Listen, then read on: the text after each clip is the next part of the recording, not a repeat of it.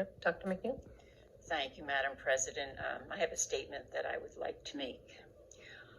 The issue of mandates has caused a very deep divide in our community and across the country.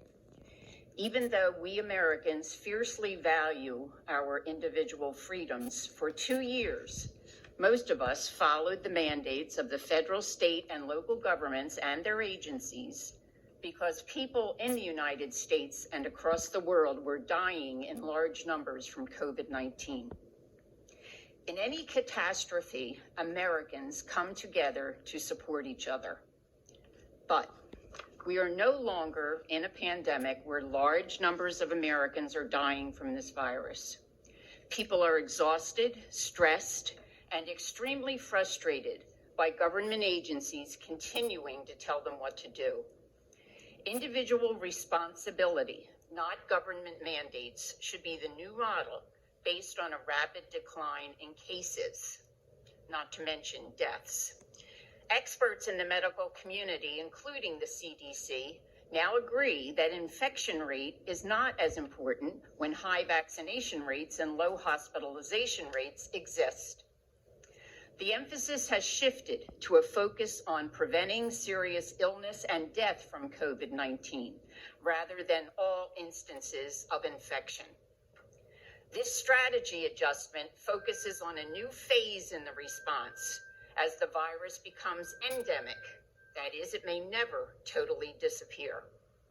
We must move forward and learn to live with this virus, just as we have learned to live with the flu. We have to stop trying to predict dire outcomes in the future and focus on getting our lives back to normal. We have seen some evidence of the impact of this lockdown on our country's economy. However, we have yet to see the full extent of the mental, emotional, educational, and health damage on our children. For their sake, we need to move forward optimistically. School districts should not be asking families to test their children or to report COVID infections. We have always told parents to keep their children home if they had a fever or other symptoms of illness.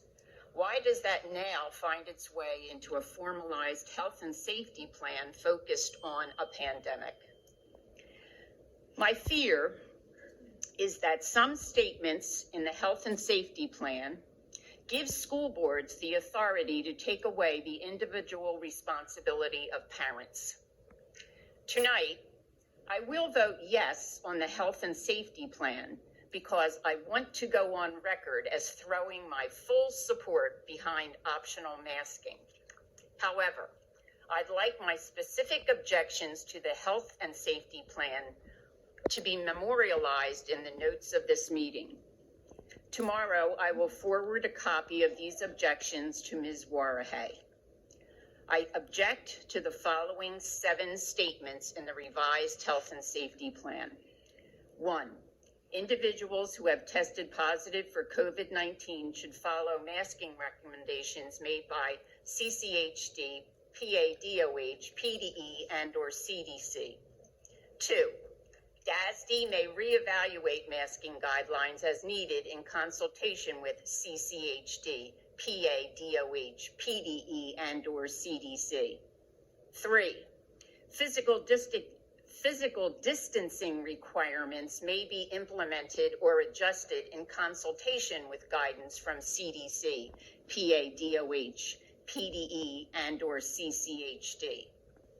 4, students and staff should report positive COVID-19 cases by completing the online reporting tool located on the CCHD website, or may report via the COVID-19 reporting tool in Infinite Campus. 5, we recommend students or staff follow public health guidance on isolation and quarantine guidance.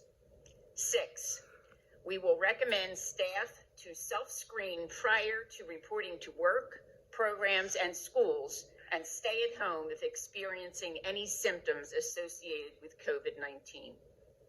7, Parents and guardians are recommended to self-screen their child prior to reporting to school or programs and keep their child home if experiencing any symptoms.